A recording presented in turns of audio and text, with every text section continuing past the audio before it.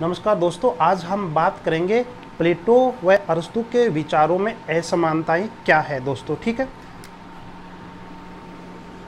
इधर मैं प्लेटो के बारे में लिखूंगा और इस साइड में मैं अरस्तु के विचार लिखूंगा। प्लेटो के जो विचार थे दोस्तों वो कल्पनावादी थे, दार्शनिक विचार थे, हवाई विचार, हवा में उड़ने वाले, कभी साकार नहीं हुए। हम उन विचारों को अमूर्त विचार भी कह सकते हैं कि जो भी प्लेटो ने सोचा आदर्श राज्य के बारे में, ऐसा आदर्श राजा इस धरती पे हुआ ही नहीं। जब हुआ ही नहीं तो उसके विचार क्या हो गए? अमूर्त है, अर्थात मूर्त रूप में बदले ही नहीं दोस्तों। इसके विचार कैसे हैं दोस्तों? अरस्तु के व्यावहारिक है, वास्तविक है, कानूनी है और यथार्थवादी है। ठीक है दोस्तों, ये है। आगे बात करते हैं हम कि राजदर्शन, हम इसके राजदर्शन में बात करेंगे। जब ये चीजें सामने आती है तो इन चीजों का मतलब होता है मेरे दोस्तों सत्यम शिवम सुंदरम, अर्थात जिस राज्य के अंदर आदर्श ही आदर्श चीजें होती है, ठीक है, वह सत्यम शिवम सुंदरम जो कहावत है, जो है उसके अकॉर्डिंग वो होता है। अर्थात जहाँ पर बिल्कुल कल्पनावादी दार्शनिक जो चीज़ें होती है उसके बारे में हम कह सकते हैं कि यहाँ का जो राज्य है वह कैसा है? सत्यम शिवम सुंदरम। तो यहाँ का जो राजदर्शन की जो व्यवस्था थी प्लेटो के विचारों में वो क्या थी? सत्यम शिवम सुंदरम कहावत जैसी थी दोस्तों। और यहाँ पे हम बात करें तो जैसे ये व्यावहारिक है, वास्तविक है, कानूनी है, यथार्थवादी है, तो ये कैसी हो गई? इसका राजदर्शन कैसा हो गया मेरे दोस्तों? हम समय और परिस्थिति लिख सकते हैं। समय व परिस्थिति के अनुसार राजदर्शन था।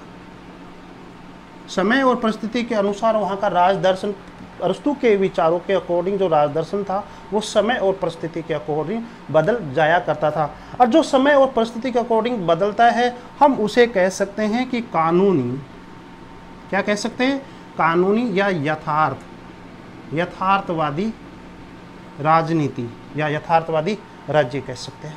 आज हमारे देश में हमारी समय और परिस्थिति के अकॉर्डिंग किसी कानून की आवश्यकता हो गई, मांग हो गई, या किसी कानून में संशोधन करना होता है तो हम कर सकते हैं, क्योंकि यहाँ पर संविधान है, यहाँ पर कानून है, इसलिए बदलाव हो सकता है। अरस्तु ने भी वही बात की कि समय और परिस्थिति के अकॉर्डिंग कानून व्यवस्था क्या हो सकती है? बदल सकती है दोस्तों। आगे मैं बात करूं कि इनकी विधि के बारे में। प्लेटो जो है मुख्य रूप से निगमनात्मक विधि की बात करता है दोस्तों। और ये कौन सी विधि की बात करता है? आगमनात्मक विधि की बात करता है दोस्तों। ठीक है, अब मैं बात करता हूं कि निगमनात्मक विधि में एक शिक्षण सूत्र आप याद रखिए दोस्तों, शिक्षण सूत्र, ताकि आप समझ जाए। इसका मतलब होता है, इस विधि का मतलब सामान्य से विशेष की ओर बात करना, सामान्य से विशेष की ओर, अर्थात जिन विचारों को हम सामान्य से विशेष की ओर खोजने की कोशिश करते हैं वह है निगमनात्मक विधि। अरस्तु आगमनात्मक विधि का प्रयोग करता है। इसमें विशेष तथ्यों के आधार पर विशेष से सामान्य की ओर, निष्कर्ष की ओर तथ्यों को ले जाया जाता है दोस्तों। आप समझ गए होंगे दोनों विधि क्या है, दोनों विधियों में अंतर क्या है प्लेटो और अरस्तु के अकॉर्डिंग। ठीक है दोस्तों, अब यहां पर प्लेटो जो है अपने राजदर्शन में अपने राज्य के अंदर वह आदर्श राजा को ही क्या मान रहा था, सर्वश्रेष्ठ। आदर्श राजा को ही सर्वश्रेष्ठ मानता था दोस्तों, आदर्श राजा को सर्वश्रेष्ठ मानता था। तो यहां पर सर्वश्रेष्ठ क्या हो जाएगा, चौथा बिंदु है दोस्तों, यहां पर सर्वश्रेष्ठ क्या हो जाएगा, कानून हो जाएगा। यहां पर कानून की सर्वोच्चता, या हम ये कह सकते हैं कानून की संप्रभुता ही क्या रहेगी, सर्वोच्च रहेगी दोस्तों। स्क्रीनशॉट ले लीजिए, आगे चर्चा करेंगे। प्लेटो का विचार था कि आदर्श राजा, 5 नंबर, कि आदर्श राजा ही आदर्श राज्य का निर्माण करता है, ऐसा प्लेटो का मानना था। ठीक है। अरस्तु क्या कहता है कि आदर्श राज्य कब होगा, आदर्श राज्य कब होगा, जब वहां की जनता क्या होगी, उत्तम नागरिक बनेगी। उत्तम नागरिक दोस्तों, आदर्श राज्य की कल्पना की किसने, अरस्तु ने। और अरस्तु ने यह भी कहा था कि आदर्श राज्य कब बनेगा, जब आदर्श राज्य के अंदर सभी लोग क्या बन जाएंगे, उत्तम नागरिक बन जाएंगे जब। तो इसका मतलब यहाँ पे क्या हो गया कि आदर्श राजा ही आदर्श राज्य की स्थापना कर सकता है, ऐसा वह प्लेटो कहता है। और ये कहता है कि आदर्श राज्य कब होगा, जब उत्तम नागरिक होंगे। यहाँ पर दूसरी बात, ऐसे भी हम इसको समझ सकते हैं कि अरस्तु ने कानून व्यवस्था की बात की कि कानून व्यवस्था के द्वारा उत्तम नागरिक बनाए जाएंगे, और जब उत्तम नागरिक बन जाएंगे तो आदर्श राज्य की स्थापना हो जाएगी। जब आदर्श राज्य की बात ही आ गई तो दोस्तों हम बात करते हैं अगला पॉइंट के बारे में, नेक्स्ट, कि प्लेटो का आदर्श राज्य अलग है, ठीक है दोस्तों, और अरस्तु का आदर्श राज्य अलग है। अरस्तु का आदर्श राज्य अलग है। दोनों के विचारों में आदर्श राज्य की बात हो रही है। प्लेटो ने भी आदर्श राज्य की बात की दोस्तों, अरस्तु ने भी आदर्श राज्य की बात की, लेकिन दोनों के आदर्श राज्यों में दिन और रात का अंतर है दोस्तों। प्लेटो ने अपने आदर्श राज्य के अंदर केवल कल्पना के आधार पर आदर्श राज्य की बात की, जो कहीं पर कभी प्रासंगिक हुआ ही नहीं, कभी धरती पर वह हुआ ही नहीं। अरस्तु ने अपने आदर्श राज्य के बारे में कानून नियमों की व्याख्या की, जो कि आज के जीवन में प्रासंगिक है दोस्तों। अब लेकिन एक बात आप नोट करके रखना आप हमेशा, कि जो प्लेटो का उप आदर्श राज्य था वह अरस्तु का आदर्श राज्य है, सेम का सेम, इसमें किसी प्रकार का कोई अंतर नहीं है। यह बात याद करके रखना। प्लेटो का उप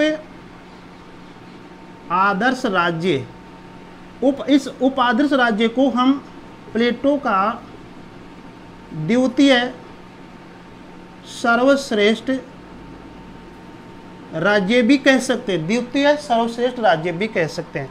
अब प्लेटो का उप आदर्श राज्य कहे या द्वितीय सर्वश्रेष्ठ राज्य कहे, ये ठीक है, इसी को ही अरस्तु ने अपने आदर्श राज्य का नाम दिया। तो यही अरस्तु का क्या है, आदर्श राज्य है। तो आप समझे दोस्तों कि प्लेटो का उप आदर्श राज्य संबंधी जो विचार थे, वही जो उप आदर्श राज्य है वह अरस्तु का आदर्श राज्य बन गया दोस्तों। आगे हम बात करते हैं, ठीक है दोस्तों,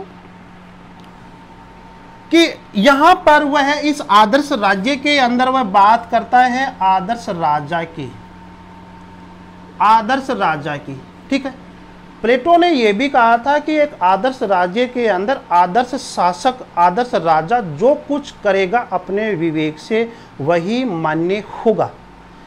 इसका मतलब ये हो गया कि प्लेटो के राज दर्शन के अंदर वह राजा को कहीं ना कहीं क्या बना रहा है, निरंकुश शासक बना रहा है दोस्तों, ठीक है। हालांकि प्लेटो ने ये नहीं कहा कि यह निरंकुश होगा, लेकिन वो तमाम प्रकार के, जब उसको जैसे होब्स ने लेवियथन को अधिकार देता है, तो इस प्रकार के तमाम सभी अधिकार वह राजा को दे देता है प्लेटो। इसलिए हम ये कह सकते हैं कि आदर्श राजा क्या है, निरंकुश राजा हो सकता है। लेकिन यहाँ पर राजा का शासन नहीं है दोस्तों, यहाँ पर है कानून की व्यवस्था। यहाँ पे क्या है, कानून की व्यवस्था है दोस्तों, 7 नंबर का पॉइंट। तो यहाँ पर कानून की सर्वोच्चता है, ठीक है दोस्तों। तो जो कानून की सर्वोच्चता हो गई, इसका मतलब वो कहीं ना कहीं जनता की बात करता है, यहाँ पर किसी प्रकार की निरंकुशता नहीं है दोस्तों, ठीक है। आगे बात करते हैं कि प्लेटो जो थे, प्लेटो ने कहा कि जो राज्य है, नेक्स्ट जो भी पॉइंट है आप लगाते जाना दोस्तों, कि जो राज्य है व्यक्ति का वृहत रूप है, वृहत रूप है। राज्य क्या है, व्यक्ति का वृहत रूप है। बहुत एग्जामों के अंदर तो ये पंक्ति ही पूछ ली जाती है कि ये किसने कहा कि राज्य व्यक्ति का वृहत रूप है या विशाल रूप है, तो आंसर होना चाहिए प्लेटो दोस्तों, ठीक। इसके ठीक विपरीत अरस्तु की बात करें हम, अरस्तु क्या कहता है कि परिवार का वृहत रूप राज्य है। तो दोनों के विचारों में अंतर केवल व्यक्ति का आ रहा है और इधर परिवार का आ रहा है दोस्तों। राज्य व्यक्ति का वृहत रूप है। आपको पता होना चाहिए दोस्तों कि वह प्लेटो जो है व्यक्ति के अंदर एक आत्मा बताता है दोस्तों, कि व्यक्ति के अंदर आत्मा का एक तत्व पाया जाता है और आत्मा के अंदर 3 गुण होते हैं दोस्तों। प्लेटो कहता है विवेक, साहस और तृष्णा। अब एक राज्य के अंदर जिन लोगों के अंदर विवेक ज्यादा होता है वह कौन से वर्ग में जाते हैं, दार्शनिक वर्ग में जाएंगे, वो दार्शनिक वर्ग में बने रहेंगे। और जिसमें साहस रहेगा वो सैनिक वर्ग में जाएंगे दोस्तों। तृष्णा रहेगी वो उत्पादक वर्ग में रहेंगे। ये तीनों वर्ग अपना अपना काम करेंगे, अपना अपना काम करेंगे और किसी के कार्य में हस्तक्षेप नहीं करेंगे। यह प्लेटो का कौन सा सिद्धांत था, कार्य विशेषीकरण का सिद्धांत। ये याद कर लेना दोस्तों, इसे कार्य विशेषीकरण का सिद्धांत कहते हैं, ठीक है। और ये केवल कर्तव्यों पर बल दे रहा है। यहाँ पर हम अगला पॉइंट देख लेंगे, यह कर्तव्यों पे बल दे रहा है दोस्तों, ठीक है, अधिकारों पे बल नहीं दे रहा है, ठीक है। और इसी को प्लेटो अपने आदर्श राज्य के अंदर क्या कह रहा है, न्याय कहता है। अपना अपना काम करेंगे अर्थात कार्य विशेषीकरण करेंगे, यही प्लेटो के अकॉर्डिंग क्या है, न्याय है दोस्तों। समझ में आ गया। अब इधर बात करते हैं, इसने तो व्यक्ति का वृहत रूप बना दिया कि व्यक्ति के अंदर आत्मा होती है, आत्मा के अंदर 3 गुण होते हैं दोस्तों, हर व्यक्ति के अंदर 3 गुण होते हैं। तो इस तरह से ये क्या होता है, एक राज्य का रूप ले लेता है। इस तरह से ये राज्य का रूप बन जाता है। और ध्यान दो, वो राज्य का रूप बनाने के लिए इस जो आत्मा होती है और जो व्यक्ति होता है, व्यक्ति और जो राज्य होता है, उसके अंदर प्लेटो ने जीव व जीवाणु का संबंध माना है। आपसे कभी पूछ ले कि एक राज्य के अंदर और व्यक्ति के अंदर जो संबंध मानता है प्लेटो, वो है जीव और जीवाणु जैसा संबंध मानता है। ये कई एग्जामों में आ चुका है दोस्तों। ये परिवार का वृहत रूप राज्य क्यों है, क्योंकि अरस्तु जो है वह परिवार से ही राज्य की उत्पत्ति मानता है। परिवार एक स्वाभाविक संस्था है, प्राकृतिक संस्था है, ठीक है दोस्तों। तो इसके अकॉर्डिंग जो राज्य है वह क्या है, प्राकृतिक है, स्वाभाविक है दोस्तों। अरस्तु कहता है कि सबसे पहले परिवार का निर्माण हुआ।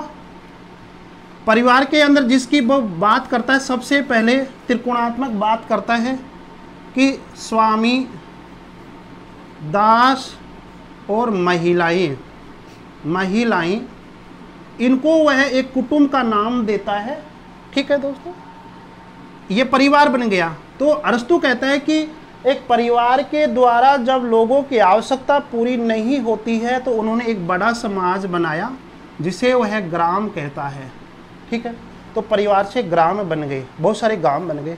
फिर गांवों के अंदर भी लोगों की आवश्यकताएं पूरी नहीं हुई तो बहुत बड़ा समाज बना दिया जिसे वह क्या कहता है, राज्य कहता है। जिसे वह क्या कहता है, राज्य कहता है। अब इस राज्य के अंदर सभी लोगों की आवश्यकताएं पूरी होने लग गई। ठीक है, इस तरह से लोगों ने इसको राज्य नाम दे दिया और अरस्तु ने इस राज्य को नाम दिया काइनोनिया नाम दिया दोस्तों। ठीक है, तो अरस्तु के अकॉर्डिंग जो राज्य का नाम है वह है काइनोनिया। ठीक, तो अब आपने पता लगा कि परिवार से यहाँ पर राज्य की उत्पत्ति होती है और यहाँ से व्यक्ति की उत्पत्ति होती है दोस्तों। ठीक है, तो ये राज्य व्यक्ति का वृहत रूप है, यहाँ पर परिवार का वृहत रूप है। ठीक है, अब हम आगे बात करते हैं दोस्तों कि प्लेटो के जो विचार थे वो रूढ़िवादी थे या क्रांतिकारी थे। आप इसका आंसर थोड़ा ढूंढिए दोस्तों। प्लेटो के विचार रूढ़िवादी थे या क्रांतिकारी थे?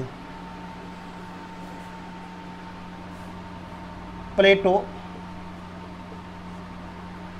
अगला नेक्स्ट पॉइंट आप देख लेना कौन सा है।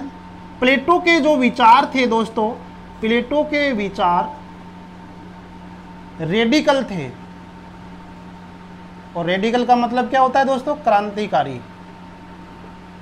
क्रांतिकारी थे, ये याद रखना। और अरस्तु के विचार जो कानून नियमों की बात करता है उसके विचार क्या थे? रूढ़िवादी थे। उसके विचार क्या थे दोस्तों? रूढ़िवादी थे, सॉरी। प्लेटो ये क्रांतिकारी विचार इसके क्यों है? क्योंकि प्लेटो ये चाह रहा था कि जो समाज के अंदर जो रीति रिवाज है उनमें समय और परिस्थिति के अकॉर्डिंग क्या हो जाना चाहिए?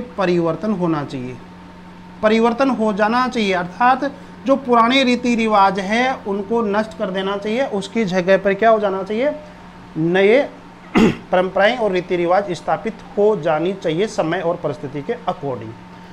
तो इस तरह से वो एक तरह से रेडिकल की बात करता है, क्रांतिकारी की बात करता है। अर्थात वह एक समाज को सुधारने के लिए समाज की जो परंपरागत जो रीति रिवाज है उसको वो बदलने की कोशिश कर रहा है, यहाँ पर आमूलचूल परिवर्तन की बात करता है।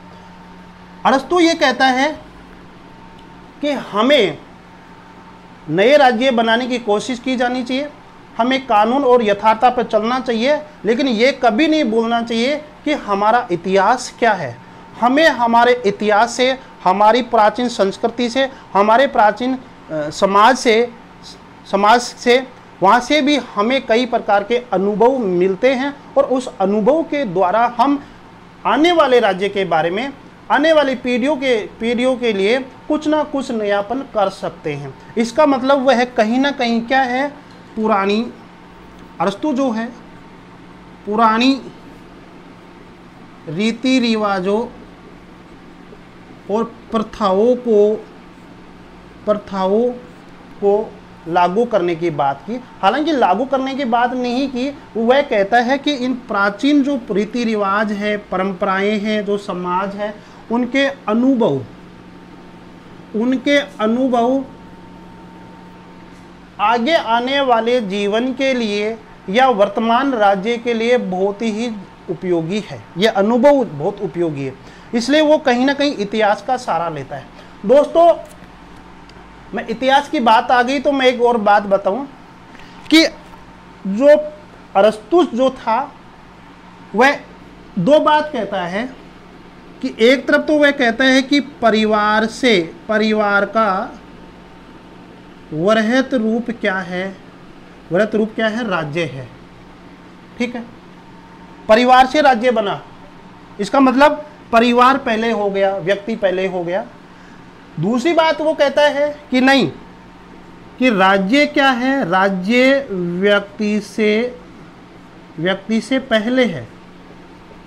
राज्य क्या है? व्यक्ति से पहले है, अर्थात पूर्वगामी है, पूर्वगामी है। यह आपसे पूछा जा सकता है कि राज्य व्यक्ति का पूर्वगामी है, किसने कहा? अरस्तु ने कहा दोस्तों। तो दोनों विचार कह रहा है, एक तरफ तो वह कहता है कि व्यक्ति राज्य से पहले है, और एक तरफ कह रहा है कि राज्य व्यक्ति से पहले है, पूर्वगामी है। तो एक विरोधी विचारधारा है। तो मैं आपको बता दूं कि उसने ये कह रहा है कि इतिहास के आधार पर अपने विचार प्रस्तुत करता है अरस्तु। ठीक है, अब अनुभव के आधार पर अपने विचार प्रस्तुत करता है। तो इतिहास के आधार पर देखा जाए तो राज्य की उत्पत्ति किससे हुई है? परिवार से। इसलिए वह परिवार में कौन रहते हैं? व्यक्ति, इसलिए व्यक्ति राज्य से पहले हो गया इतिहास के आधार पर। लेकिन राज्य में रहकर तमाम प्रकार की आवश्यकताएं पूरी करते हैं लोग समाज के अंदर रहकर, इसलिए क्या हो गया? राज्य बड़ा हो गया आवश्यकता के आधार पर, पालन पोषण के आधार पर। ठीक है मेरे दोस्तों, इस तरह से आगे मैं बात करूं कि जो प्लेटो जो थे, प्लेटो, नेक्स्ट पॉइंट दोस्तों, प्लेटो राजनीति व नैतिकता को अलग नहीं करता है। प्लेटो के विचारों में राजनीति और नैतिकता मिली जुली हुई होनी चाहिए। प्लेटो का यह विचार था कि राजनीति नैतिकता के बिना नहीं हो सकती, क्योंकि प्लेटो का विचार था कि सद्गुण ही न्याय है, और जो व्यक्ति सद्गुण कोई न्याय मानेगा तो वह राजनीति में से नैतिकता को अलग नहीं कर सकता। ये बात तो अब ध्यान दो। इसी तरह की बात हमारे महात्मा गांधी जी, हमारे राष्ट्रपिता महात्मा गांधी जी, जिनके आदर्श पे हम सब चलते हैं दोस्तों। तो महात्मा गांधी जी ने भी हमारे संविधान के बारे में यही कहा था कि हमारा संविधान क्या होना चाहिए, हमारी कानून व्यवस्था कैसी होनी चाहिए? राजनीति और नैतिकता का मिक्स रूप होनी चाहिए दोस्तों। तो हमें ये पता लगा कि गांधी जी के विचार भी यही थे कि राजनीति नैतिकता से अलग नहीं होनी चाहिए। अर्थात हम दूसरे शब्द में ये कह सकते हैं कि राजनीति को धर्म और नैतिकता से अलग नहीं रखना चाहिए। यह प्लेटो के विचार थे और यही विचार हमारे राष्ट्रपिता महात्मा गांधी जी के थे दोस्तों। अरस्तु के बात करें हम, अरस्तु ये चाह रहा था कि राजनीति को पूर्ण रूप से नैतिकता से और आध्यात्मिकता से पृथक ही रखना चाहिए दोस्तों, ये बात थी। लेकिन इसको स्पष्ट रूप से समझाने की बात हमारे मैकियावली जी करते हैं। मैकियावली ने स्पष्ट रूप से यह समझाया कि राजनीति जो है वो धर्म और नैतिकता से पूर्ण रूप से पृथक होनी चाहिए, लेकिन इसका श्रेय मैकियावली को जाता है। लेकिन देखें इसकी एक तरह से नींव यहीं से लग जाती है दोस्तों कि राजनीति को नैतिकता से पृथक रखना चाहिए दोस्तों। लेकिन इसके विचारों को यहाँ पे मान्यता नहीं दी गई और इसको फिर मैकियावली ने स्पष्ट रूप से समझाया दोस्तों। इसलिए मैकियावली क्या है, एक जनक हो गया कि राजनीति को धर्म और नैतिकता से अलग करने का एक जनक कौन है? मैकियावली है दोस्तों। अब आप स्क्रीनशॉट ले लीजिए दोस्तों। प्लेटो ने साम्यवाद का सिद्धांत दिया।